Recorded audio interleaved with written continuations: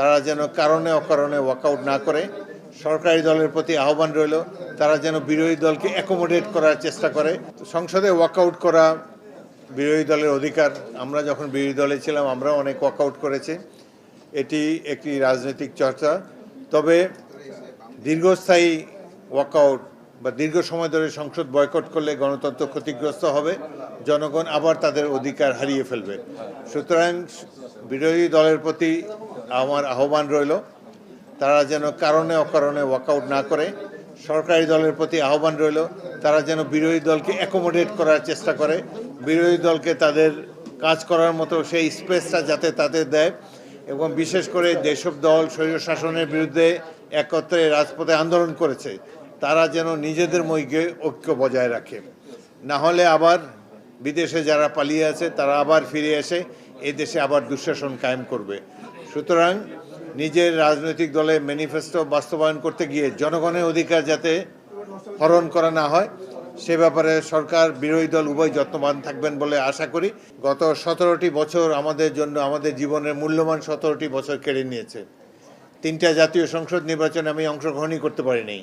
একবার আমার বাড়ি ঘিরে রেখেছিল পুলিশ এবং আওয়ামী লীগের সন্ত্রাসীরা। সুতরাং গণতন্ত্রের চর্চা ব্যাহত হয়েছে এবং গণতন্ত্র না থাকার কারণে হত্যা, গুম, লুট, রাষ্ট্রীয় সম্পদ পাচার হয়ে বিদেশে চলে গিয়েছে। সুতরাং এই ধরনের একটা অন্ধকারাচ্ছন্ন অন্যায় আমাদের জাতীয় জীবনের সবচাইতে অন্ধকার সময় ছিল বিগত 16 বছর, যেখানে নির্বাচনের নামে প্রহসন মঞ্চস্থ হয়েছে, সাধারণ মানুষের কোনো অধিকার ছিল না, মানবাধিকার দেশ থেকে বিদায় নিয়েছে, গণতন্ত্রকে তারা ঝেঁটিয়ে বিদায় করেছে তৎকালীন শাসক দল। সাধারণ মানুষের জীবনে দুঃসহ দুর্বিপাক অন্ধকার নেমে এসেছিল।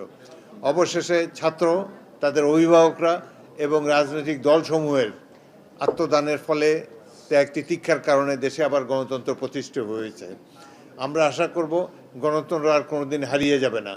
কোনো দল গণতন্ত্রকে নির্বাসনে পাঠাবার চেষ্টা করবে না।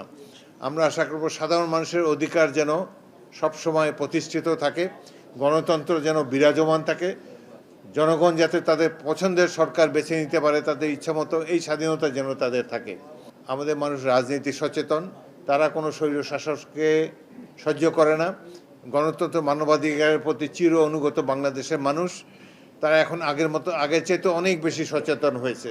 সুতরাং আগামী দিনে কোনো স্বৈরশাসক বাংলাদেশে প্রভাব বিস্তার করবে এই সম্ভাবনা আমি দেখতে পাচ্ছি না। কারণ বাংলাদেশের জনগণ গণতন্ত্রের প্রতি সচেতন এবং গণতন্ত্রের অতন্দ্র প্রহরী।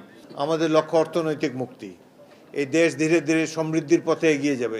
সাধারণ মানুষ তাদের ভাত কাপড়, তাদের যে সাধারণ জীবনযাপনের জন্য কোনো বাধা না আসে পৃথিবীতে, তারা যেন স্বচ্ছন্দে নিজের পছন্দ মতো পেশায় স্বাধীনভাবে উপার্জন করতে পারে, পরিবার পরিচালনা করতে পারে, প্রতিপালন করতে পারে, সেই স্বভাবতা সবার থাকে।